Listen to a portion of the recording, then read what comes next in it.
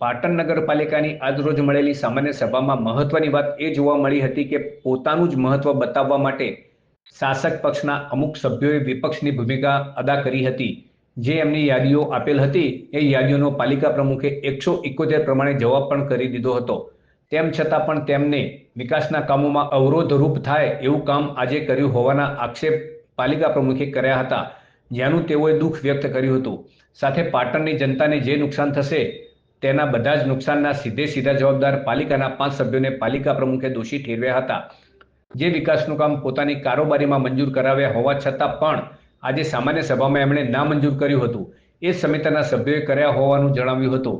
વિકાસ પાટણનો થવા દેવો નથી, કરવો નથી અને આગળ પણ વિકાસ થાય એવું એ ઈચ્છતા પણ નથી, તેવા પણ આક્ષેપો પાલિકા પ્રમુખે કર્યા હતા।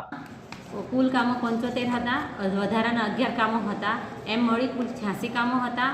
આ 86 કામોમાં 10 કામો 86 કામોની અંદર 10 કામો નામંજૂર કરવામાં આવ્યા અને 15 કામો મુલતવી રાખવામાં આવ્યા। આ સામાન્ય સભામાં મહત્ત્વની વાત એ હતી કે પોતાનું જ મહત્ત્વ બતાવવા માટે શાસક પક્ષના જ અમુક સભ્યોએ વિપક્ષની ભૂમિકા ભજવી।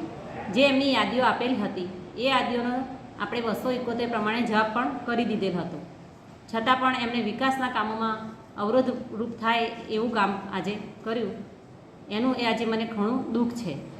સાથે પાટણની જનતાને જે નુકસાન થશે તેના બધા જ એ નુકસાનના બધા સીધા જવાબદાર તે લોકો જ ઠરશે।